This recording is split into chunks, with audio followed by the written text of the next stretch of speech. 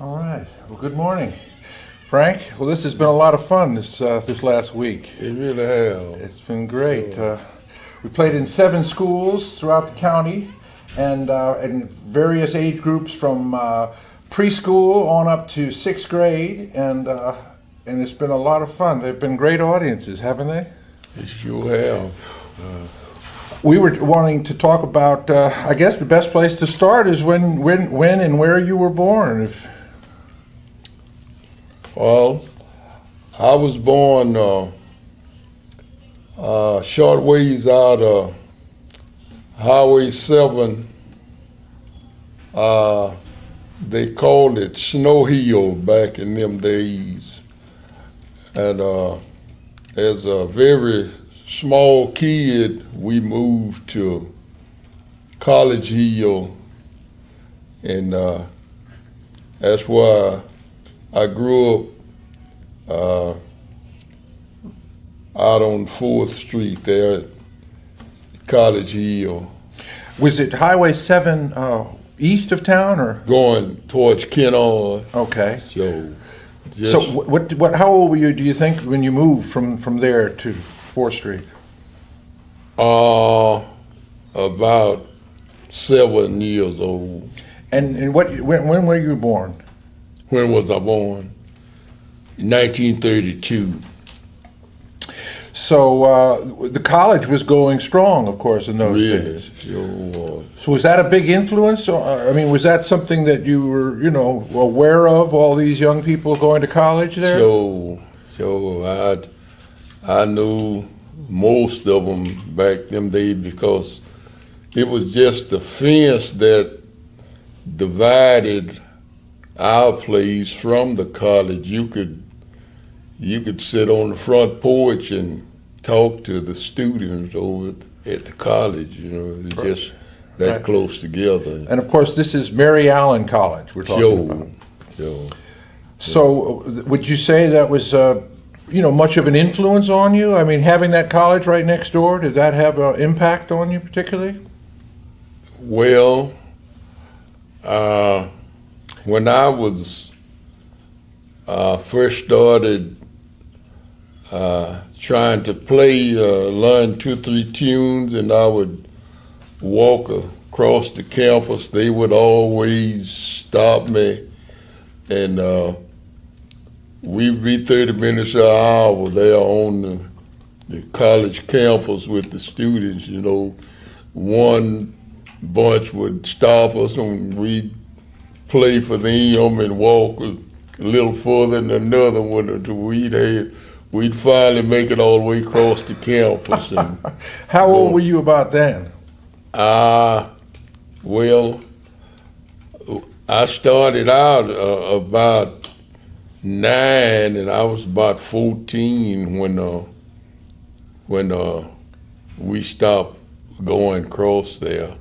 So I was going to ask you, you told me your mother passed away when you were... Yeah, my mother, that's when I left the farm, when my mother passed away back in 41. That's when you came to town? That's when I came to town, sure. And you had how many brothers and sisters? 2 brothers and 3 sisters. So you came to town then when she passed away? Sure. And now, had you already been going to school? Sure. We lived across the loop at that particular, when she passed away, just across. The loop wasn't there then, but we was living a short ways the other side of the loop on the farm. And you were going to Crockett schools? Yes. Oh, so you were going to the same school? Sure. Even when you moved? That's right. I see. So how long did you go to school?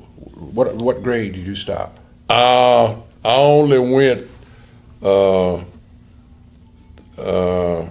2nd grade, and I quit school and went to work.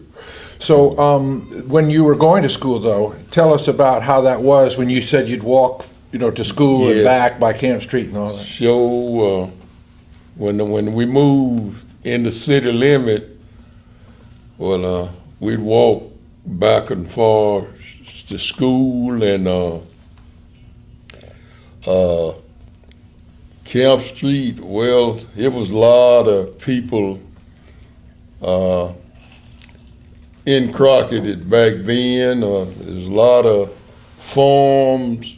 We were surrounded by cotton farms and so forth, and people would come from everywhere, and they would all gather and play, dance, and sing in Camp Street.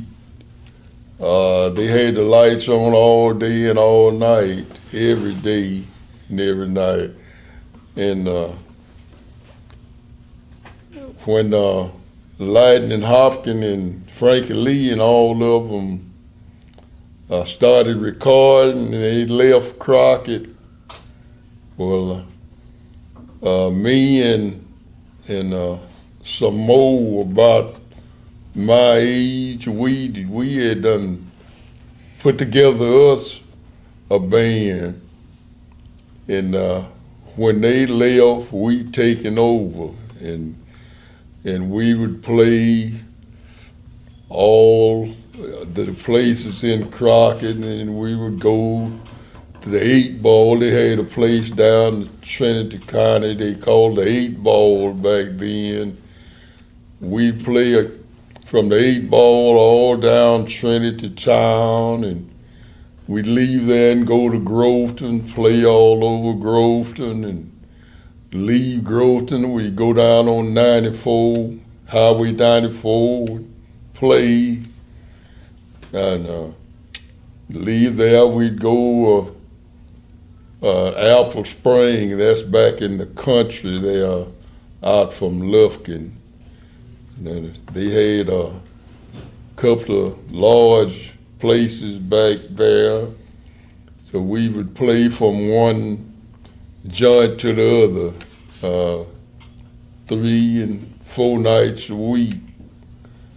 And a lot of time we'd go to Palestine, and so we just played in far and near, from there to Houston and around. We just started going further and further from home as we grew up, you know. And how, played Love Lady. what was the band that was a band? So what was it? How many pieces? we had a organ, drums, saxophone, 4-string bass, and the lead guitar. So I see. But before you actually were playing, when you were going to school and you hadn't learned to play yet, tell us about it. What was the first experience that got you interested in playing? well, my daddy, he was a musician, but he started preaching when I was about 5 years old, and he gave me his guitar, but he didn't tell me nothing about it. So I tied string around the neck, and I loved horses back in them days, and I made me a stick horse out of it. I'd hold them reins in my hand and get straddle it and ride around the house and hit it like I was whooping my pony, and I finally knocked all the strings off it, and when as I grew up, there's a guy that come to play with me all the time. Someone gave him a guitar, and he didn't care nothing about it. So when he come to play with me, he'd leave it. And one day my daddy told me, said, "That's a good guitar." He took it and tuned it and played it. And he said, then when he come back to play with you, ask him if he want to sell it. And so I asked him, he said, "No, so you can keep it long as you want to, but I don't want to sell it." And I kept it a long time. The longer I keep it, the better I'd like it, you know. And of course, my daddy, he wasn't teaching me, but I'd knock it out of tune. He'd tune it back for me, and but he wouldn't show me nothing. And he was a old fella by the name of Beachy Robin. He had a brother. His name was Leo Robin. He retired in Tyler, and they came to Crockett and moved right there in the neighborhood. And they seen me toting my guitar around in the neighborhood, and they'd asked me to play it. I told them I was trying to learn, but I couldn't play it. He said, well, if you want to learn, he said, pick you out a couple of days a week and tell me when you're going to be, and you come down and I will teach you some chords. And so I took Mondays and Thursdays, and so we played like that a long time, and he taught me the chords. I learned to make them, and that helped me to get started. And Frank Lee, he was going with a girl that I knew lived close to me there by the name of Lucy May. And he later come down, and him and Lucy May got together, and I would go over when he wasn't doing anything, and he would play. It was a group of us, and he would play for us all. And Mary Allen, they had built a sawmill right there across the highway from the college. And me and my brother, we was good sawmill workers, so they hired both of us. And we worked there at the sawmill. And a friend of mine, he built a cafe right back of the house where short way from where I was living. And he said, anytime that y'all want to rehearse, and he gave me the keys to the place and everything, he said, just, if I ain't here, just help yourself. So people would come from both sides and listen at us. And we got started like that. So different ones that owned joints, they would said, when could I get y'all to play at my place? And we'd tell them. And so we started out there on Camp Street, and people started coming.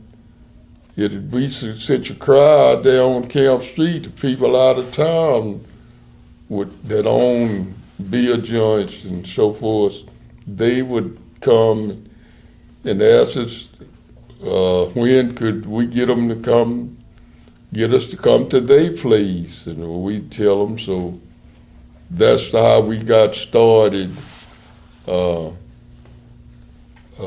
playing around.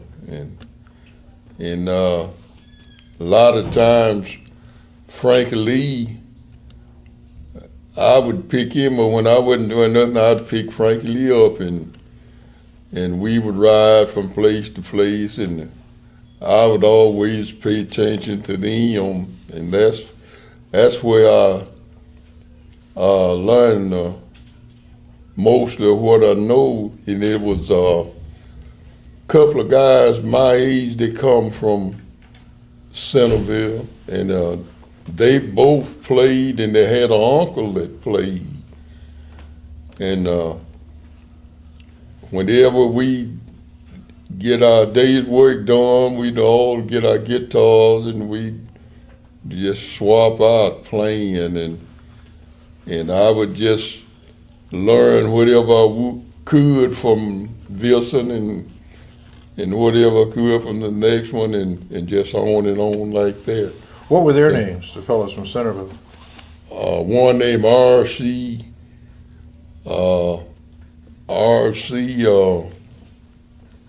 Lacey and Jimmy Bryant, and their uncle's name was Jesse. And It was from Frankie Lee that you learned to use didn't he suggest you use the thumb pick? so at that time I wasn't using the pick at all. Well,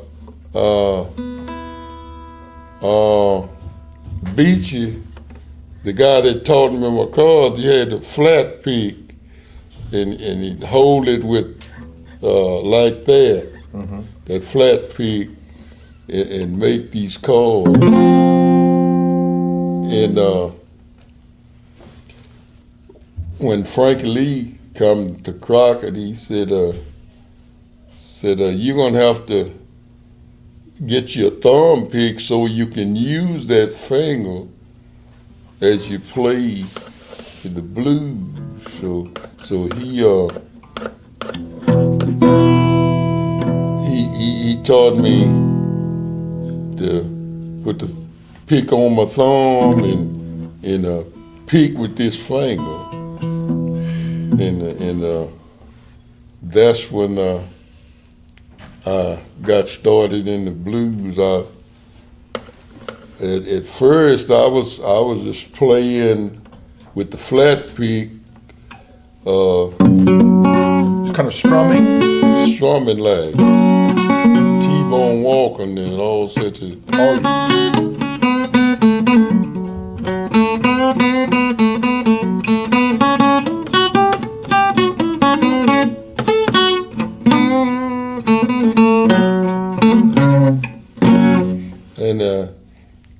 And Frankie Lee told me, do a little bit of you do the Lucy May blues? yo,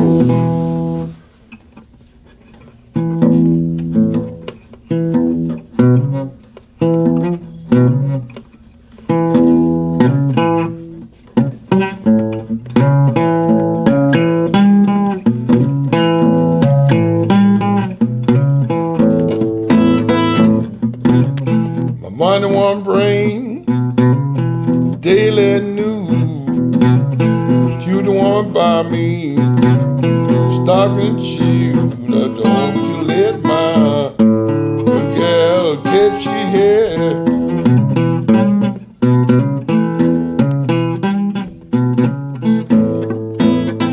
You know it ain't no telling, poor little Lucy.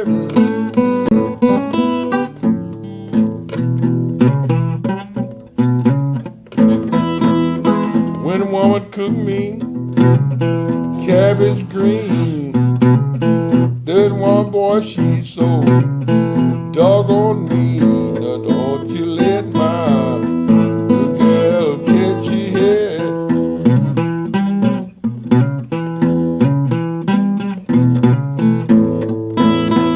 You know there ain't no telling, poor little Lucy.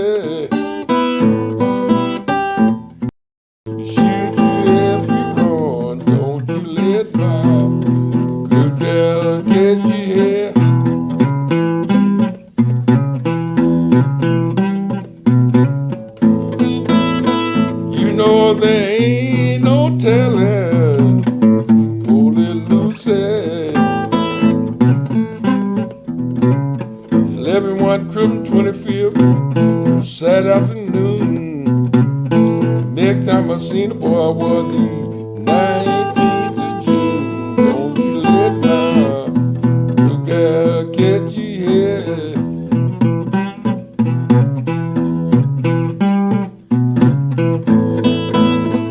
You know there ain't no telling, poor little Lucy.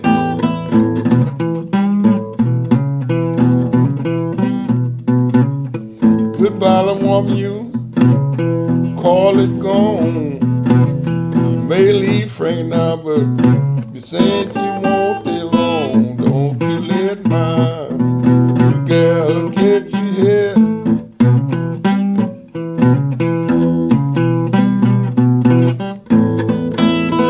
You know there ain't no telling old little Lucy may do.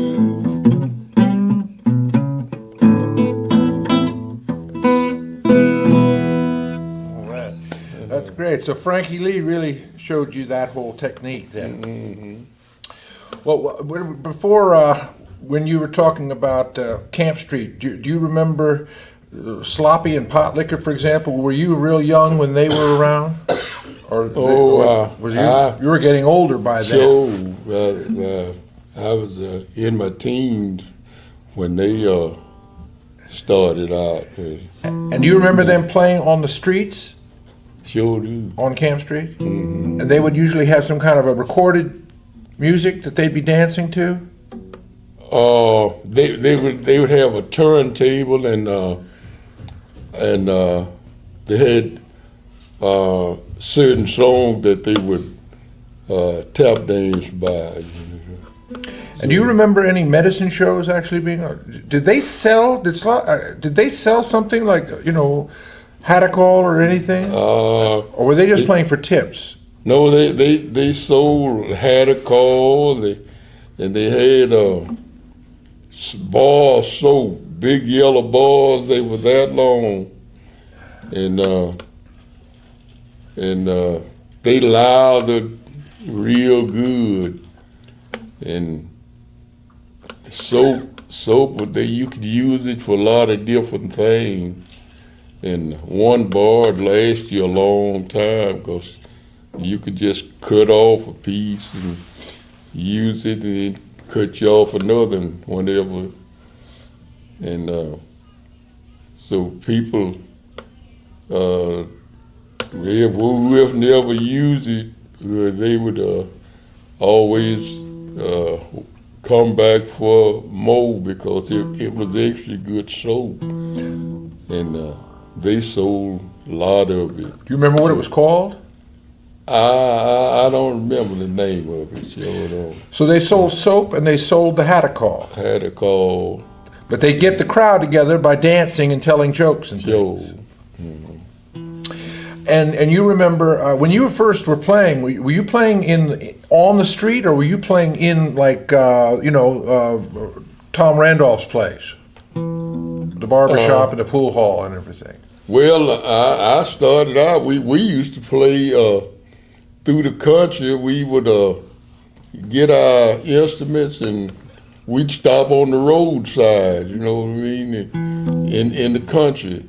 Dirt roads. Dirt roads. There's lots of folks going around. So, were they traveling by wagon and horseback? No, they there was a lot of people rode with each other back in them days because there wasn't too many cars running. Some of them being pickups and flatbed trucks, but they'd have a load on the back. A whole bunch of folks.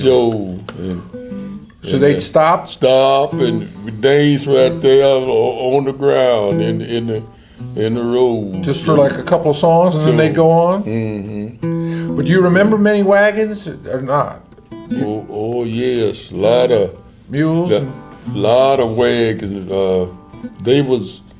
People was using horses and mules, and they would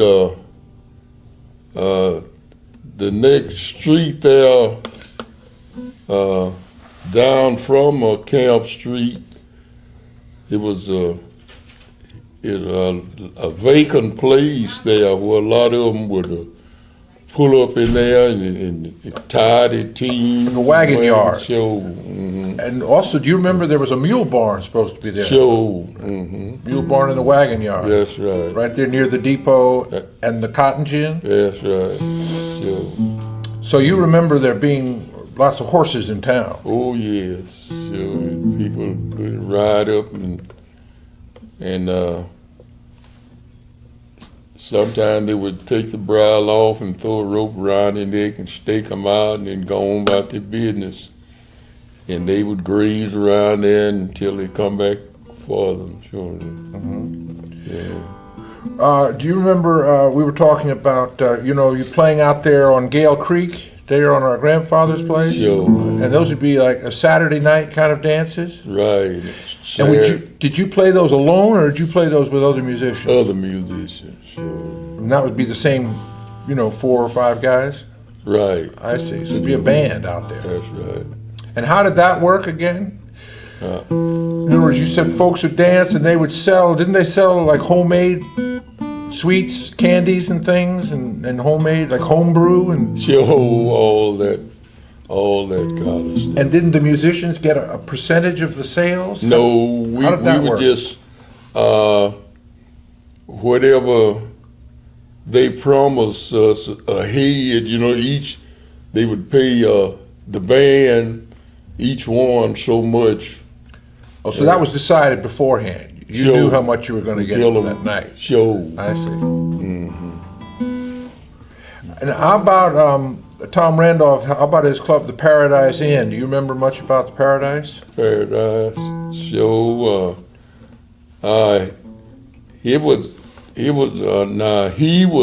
Tom would charge at the door, but he already knew what he was going to give us, Right. and whatever he cleared was his, Right.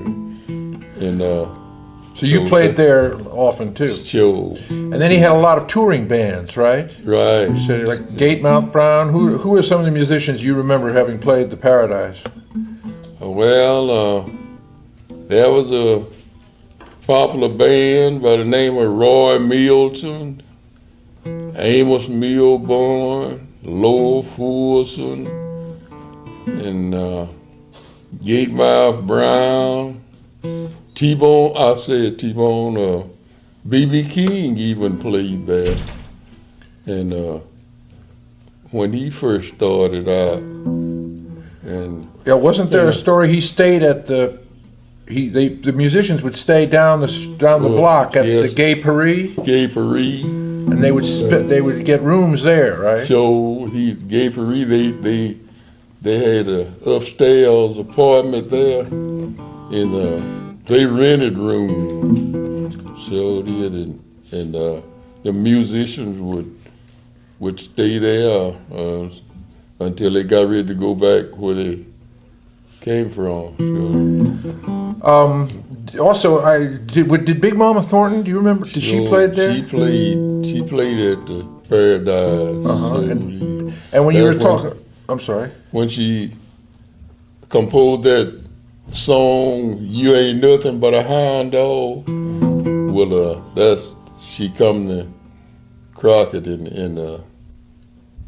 when that song first come out, Was a hit for her. Joe. And then you were talking about when T-Bone Walker played and Ray Charles, they played at the high school or the gymnasium, didn't they?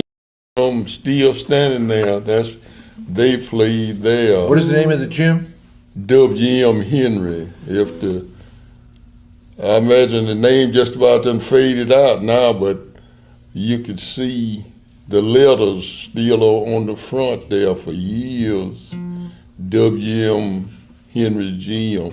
He was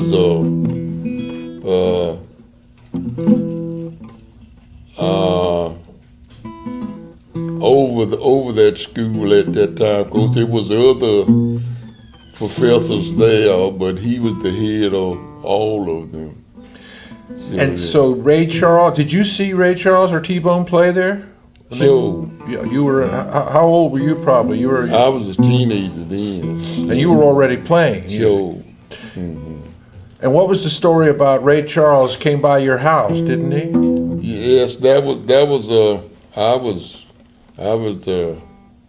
pretty young then, and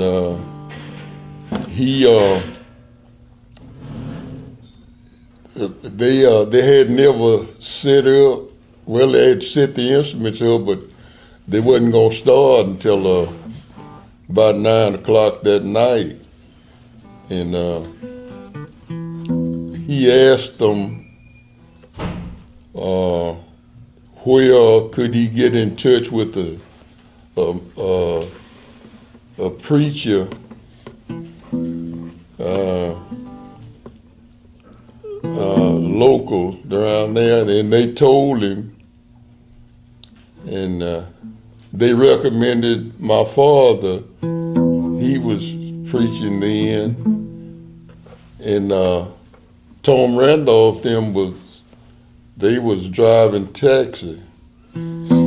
So they brought him over to the house, and he told Daddy that at that time he could see, and his brother was in the water, and he was drowned in it, and he seen where he could have saved him if he'd have tried, but he didn't try too much to save him, and it was worrying him, and he wanted to know what could he do about it, because the more he thought about it, the more it would worry him. And so my daddy gave him a good talking, and he went on from there. But he said that's what he wanted to find out, what would be a good thing for him to do to try to lighten his burden, Mm-hmm. So he went on from there. And what was the time that they arrested T-Bone and Crockett? Well, they jumped him. He left Fort Worth.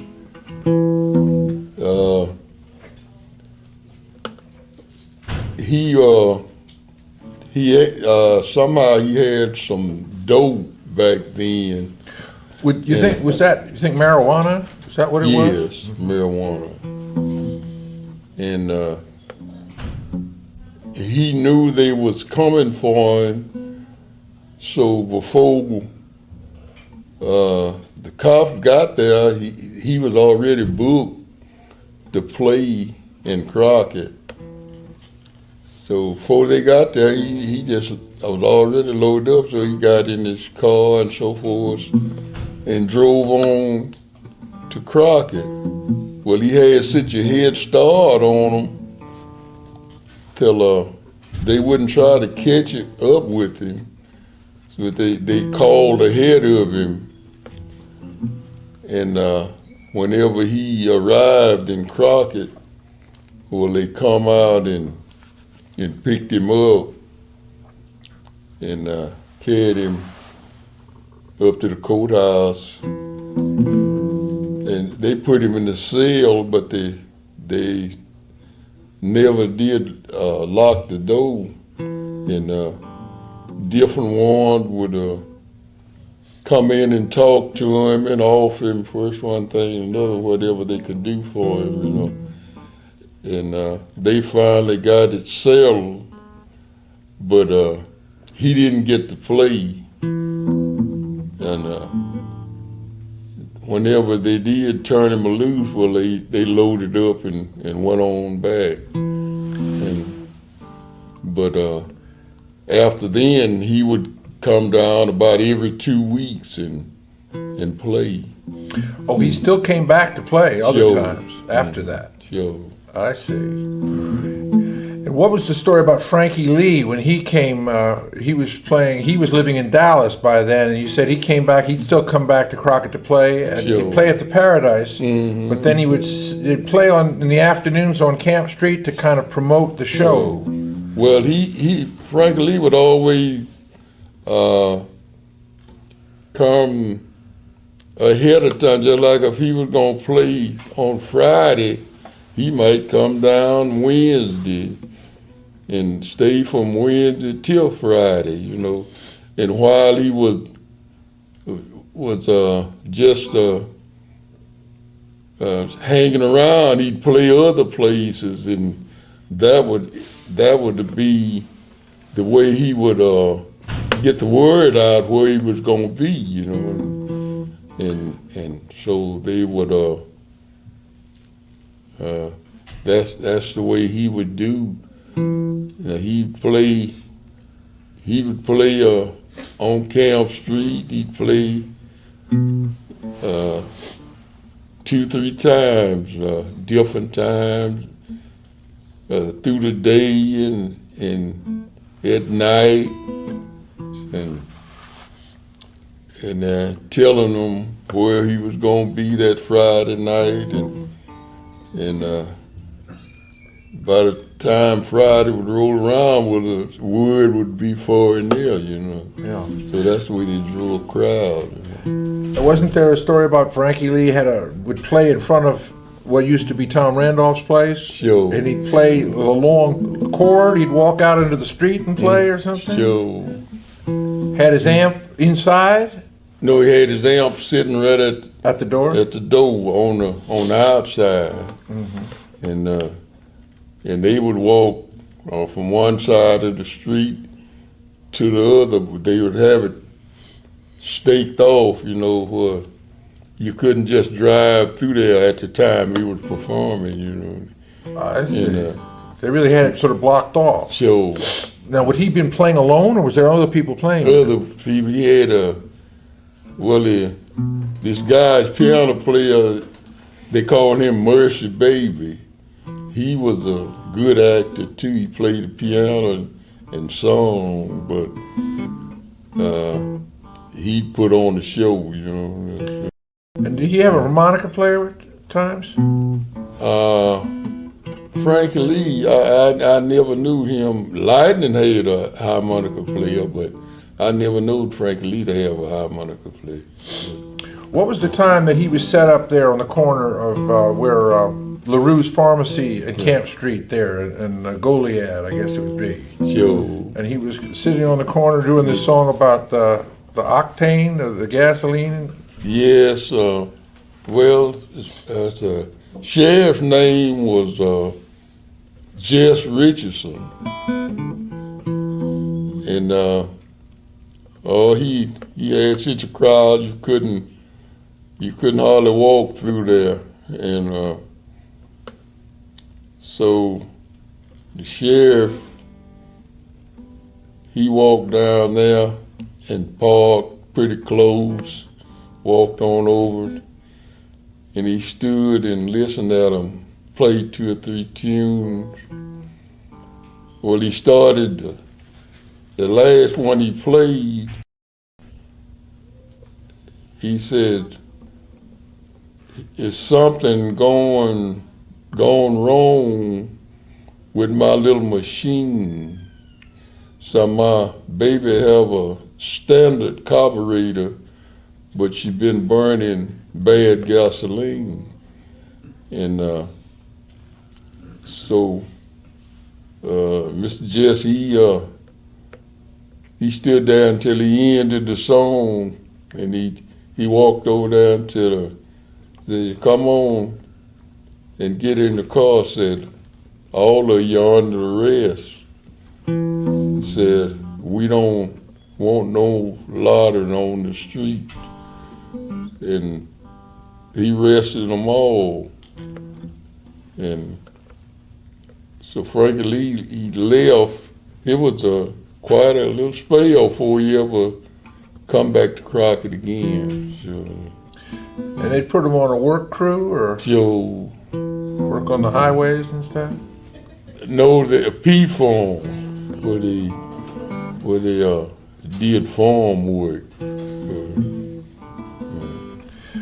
And what about Coon Spiller? What do you remember about him? He was another, wasn't you said there were 2 schools of some people thought Lightning was better and some people thought Coon Spiller was better, and he was from Trinity, right? So, yes, Did he play, would you say he played, Did he play with a thumb pick, for example? Sure. Did he play in a similar style to Frankie Lee and Lightning?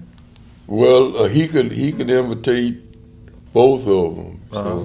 And then he had another style that he played before he started playing like them. You know, so he could just he could change his style. You know, 3-4 different ways. You know? Is that right? So Do you think he was real good? he really was. I mean, before he got his fingers broke, after he got all 4 of his fingers broke, and some of them grew back real crooked. But when they finally got well, he kept right on whatever keys he could make. He just continued played, but he stopped playing the blues and he played Sanctified Church 14 years after he got his fingers broke. Right. What was the story about him? They were loading cross ties when he got his fingers broke? So, and he had his hand laying up on cross tie like that. You know, they sit around and eat lunch, paper bag lunch, and then he had his hand laying up on cross tie like that, and this guy come through carrying a green cross tie and then throwed it on top of his hand. You know. And you always got the feeling that it was intentional. So Because you said he was notoriously. that was he was an overbearing guy. What Finally got killed. was his He, name? I knowed him well, but it's been so long I couldn't hardly call his name. How did he get killed? A friend of mine,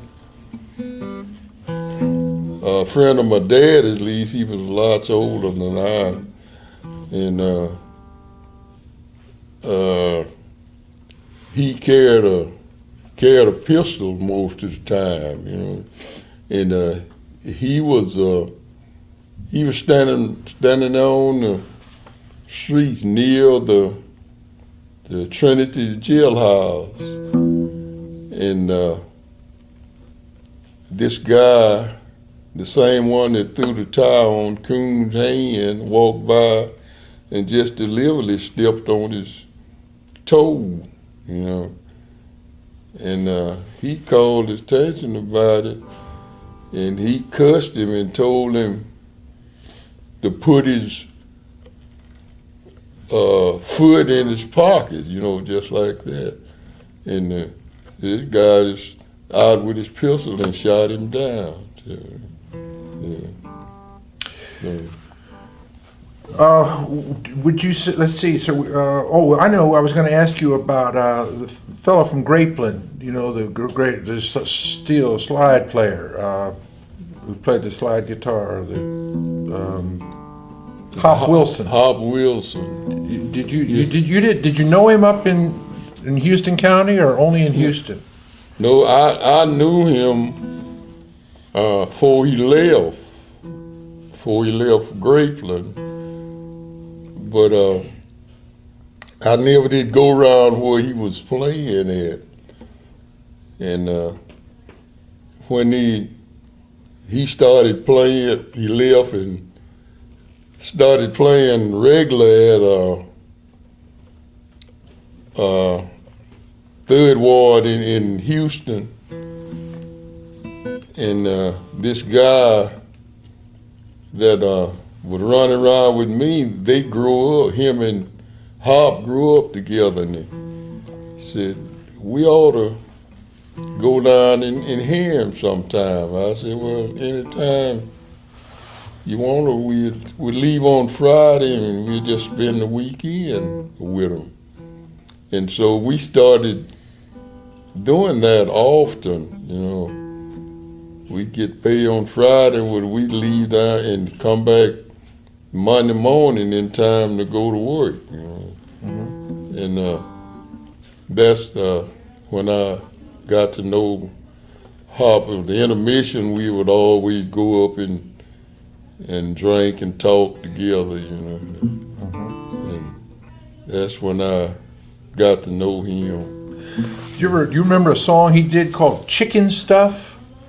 Does that ring any bells? I remember it, but I never did try to play it. So, So on back to Camp Street, like on Tom Randolph's place with the barber shop and the pool halls. Did you play in like all of the different places, like in the barber shop for a while, and then play in the pool hall for a while, and then back there, of course, they had that crap table back there. That's right. So you kind of just play in all the different places where everybody congregated. That's right. And in the cafe side. So we just wherever he tell us to sit up at, but that's where we go. Oh, so would he actually hire you to play in that in that place? At certain time, we would now whenever he was gonna pay us, we would play in the cafe.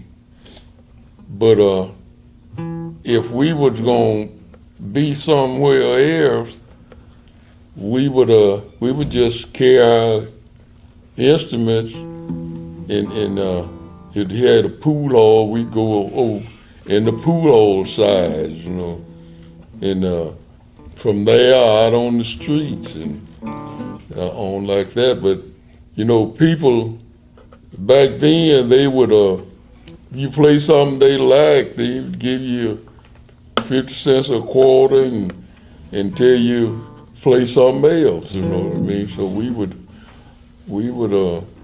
that's the way we'd get our money for that, sure. Right. I was just going to ask you about when Lightning, before he was even called Lightning, when he was Sam, your father knew him? Or so you knew him? My father knew him, but he,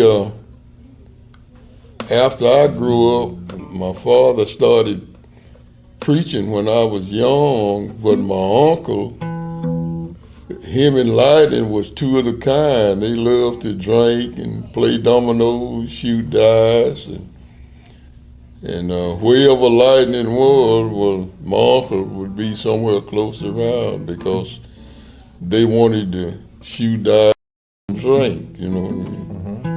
And a lot of women walked the streets, and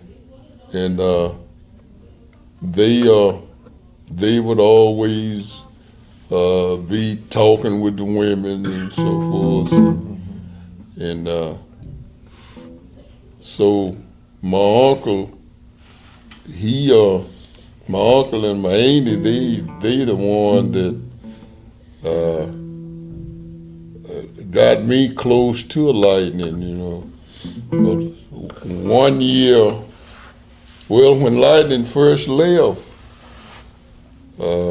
Chuck come in here from Arizona, and my uncle and my auntie got me and my brother, and they had 3 boys of their own. And it was 26 of us got on that truck and went back to Arizona on that cotton pig. And Lightning was one. Lightning went, but he got out there and he played his guitar and shot dice. Cops wouldn't bother you back then in Arizona, not about shooting dice. And so they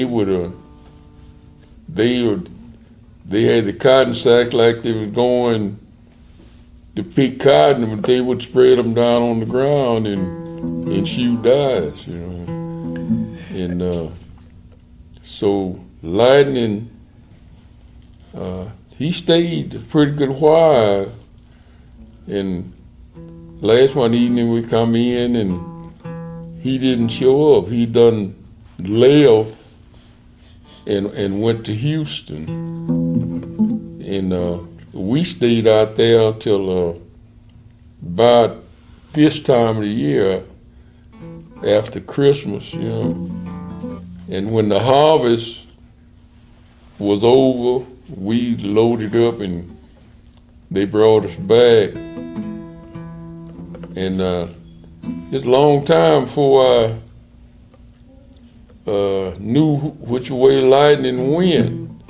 And that's when he recorded that song, I don't want no woman if her hair ain't no longer than mine. And my uncle, he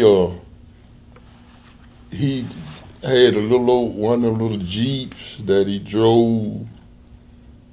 It had a radio in it, and we used to listen to a program by the name of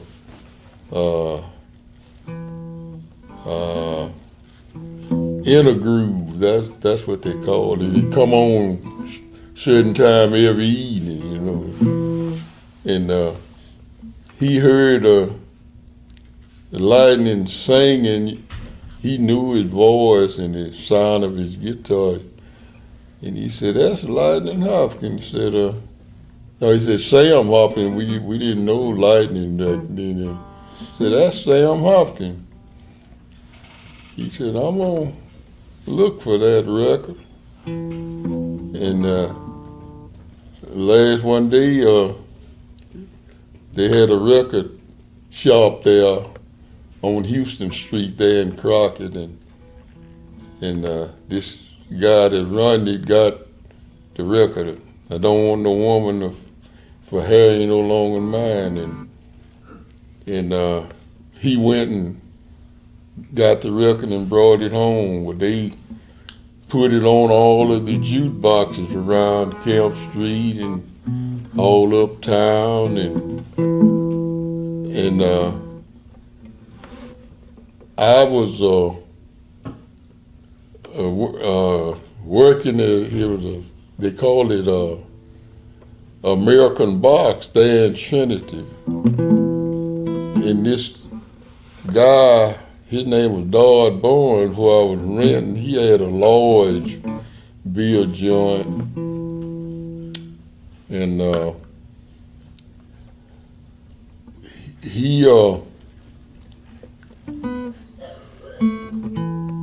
he found out that Lightning was recording, so he had a daughter that lives right down the street from me, Annie Mae, and he asked her how could he get in touch with Lightning, so he told him and said he comes to visit me pretty often, and said, well, the next time he's up, tell him I'd like to talk to him. So he did, and he asked him when could he come and play at his place. So he set him up for Friday night, and so they put the word out that Lightning was gonna be there, so we all gathered and went. And from then on, Lightning started to come in, and he found out that I was playing down there at Apple Spring. So we all got together and we went out there. And the man made him a deal Friday, Saturday and Sunday to come sit in with us, and he taking him up on it. So we played like that a long time. And he went on back to Houston and started playing at a place they call Arcola out out from Houston. And whenever I wasn't doing nothing, I would go down there and visit him. Yeah. Well, that's fascinating. Hmm. You remember, just remember those two brothers that you said one played banjo and one played was it the guitar? Beach and Leo Shorter. Yeah, They are what were their names? Beach Robbins and Leo Robbins. And they were from Crockett? They were from Tyler, but they when they retired, they played music a lot for years in Tyler, but they finally reached retirement.